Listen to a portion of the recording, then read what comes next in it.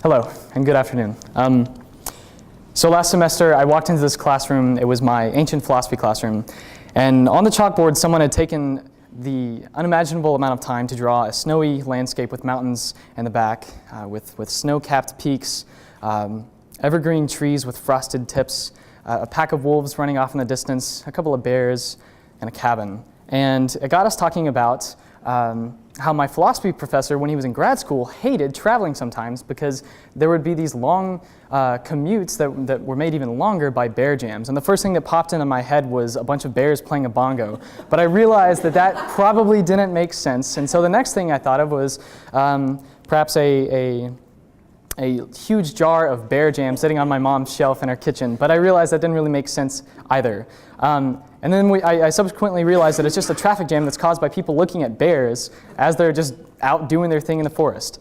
But it got me to think about the way that we conceptualize language, the way that we conceptualize symbols in our heads.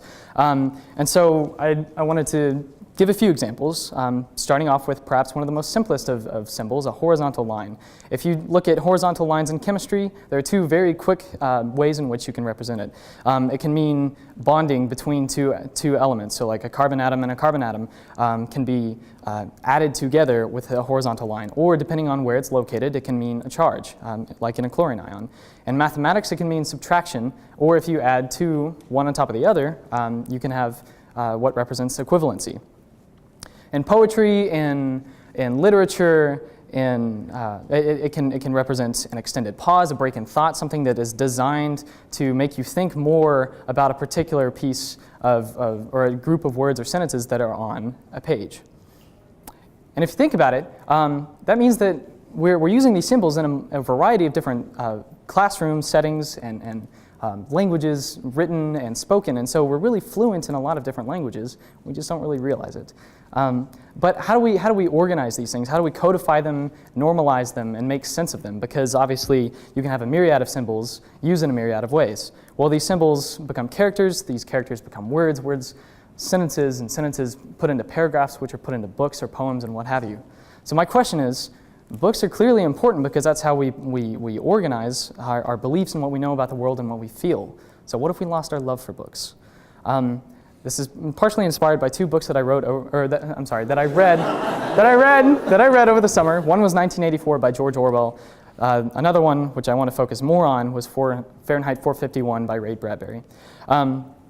So briefly, a synopsis of Fahrenheit 451. It is a post-literary world in which, it's a very dystopian world in which the education system has been completely changed and society as a whole has undergone this massive revolution that has come about as a result of banning books. Books are outlawed. If people are found with them, they're burned alive along with whatever book that they have. Owning a book is the most serious of capital crimes. And ultimately, it results in people's educations amounting to nothing more than rote memorization, where you go to class, you watch a video, somebody tells you that 2 + 2 is 4, and very basic facts like that, and you're not allowed to question, you're not allowed to do anything but memorize facts A, B, and C. And then you go home and you watch the same television shows in your TV room that has TVs on all 4 walls, and that amounts to your experience in daily life.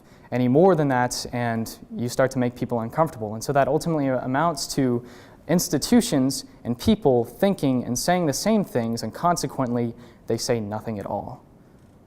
Think about that for a second. People who are in college right now, most of us are either in college, some of us have graduated, some will be going into college soon.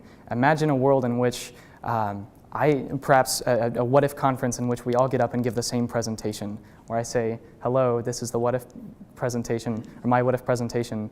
What if we ask questions about the world? What if we ask questions about the world? What if we ask questions about the world? That mundanity becomes absurd and pointless, and that's what happens in this world. And as somebody who reads philosophy, as somebody who reads literature and finds these things fascinating, these alternate worlds in which I can escape, that's probably one of the most terrifying things that I can think of. So what does the book represent? Oh, I'm sorry, I'm skipping too far ahead. You might not think that that's that much of a problem in our world. We don't burn books. We don't attack people who believe that education is a bad thing. I could go on, but I'll stop right there because we do these things. For example, two notorious cases that have happened very recently. I apologize if I get the country wrong, Pakistan, where a very young girl named Malala was, she was the victim of an attempted assassination by Taliban insurgents because she was fighting for the equal rights of women to have an education, which is perhaps one of the most incredible things I've ever heard. Thank goodness that she was under the care of excellent doctors who were able to not only remove the bullet from her brain, but keep her alive. Similarly, in Pakistan, vaccinators have been attacked by Taliban insurgents once again because they believe that vaccinations are a CIA plot to render their children infertile. If you go into more Western countries, you might have read last October that some Greek scientists were criminally charged for the deaths of a few people who had died in a city that had been struck by an earthquake because the scientists didn't warn them that it would be as bad as it was and just how catastrophic the potential damage could be. And then in our own world, in our own country, in our own cities, in our own homes, we're watching things like Jersey Shore, and we're reading lousy novels that are based on selling sex. It seems like we're going over a cliff, at a very slow pace, but I feel like sometimes that's what we're doing. So what does a book represent itself? The book itself is a symbol, and it can represent a myriad of things. It doesn't have to be physical. It can be an ebook. It can be something on a computer. Uh-oh, I don't actually want you to read that because, or maybe I do. Anyway, we could try to dissect this book by analyzing the words and trying to extract the meaning, try to understand the narrator's perspective, try to understand the author's perspective, try to understand what he wants to say to you and how you want to feel and how you yourself do feel reading it. But wait, we get distracted. Well, okay, let's go to the book again. I'm sorry, actually, I just got a tweet on Twitter. Okay, I'm going to go back to my book now. Wait, I just got a Facebook status update, and so I'm just going to check that on my computer, I guess, because it'll be much easier to respond, and then before you know it, you've spent a lot of time on that. And so you never really get to dissect the meat of the material. You never really get to learn. We never get to put it under a microscope. And so we often resort to instead of reading the New York Times for the news for the day, we get a tweet update, or we get a Facebook status as our source of income, or I'm sorry, as our source of news. I think that's very problematic. So, what do books do for us? And I'm going to go with a bit of a non-traditional ending, because I wrote a poem this morning and I want to share it with you guys. But what do books do? They empower us. They tip the scales in your favor. They give you the strength, the tools, the diversity of thought to be able to tackle difficult problems. They allow you to travel to new places previously unseen. They give you novel ideas. They allow you to innovate. And they give you wisdom because they're the long thought out words of people who have come before us. And I think that should make us very happy. Now, I woke up this morning with a couple of lines in my head, and I've been writing poetry recently, and I've also just recently started performing it. But I guess this is probably the best way that I think I could characterize the importance of books. A good book is like a slow kiss. It keeps you wondering as time slows to a halt in that bliss, and I'd be remiss if I didn't go back for more. But now that I've gotten my foot in the door, I want to dive headlong into its pages and meet strange new people in fascinating places like mountain sages. I want my mind to go to new lands, soar to new heights, and think new thoughts, so that I am distraught because I don't know what's going to happen next.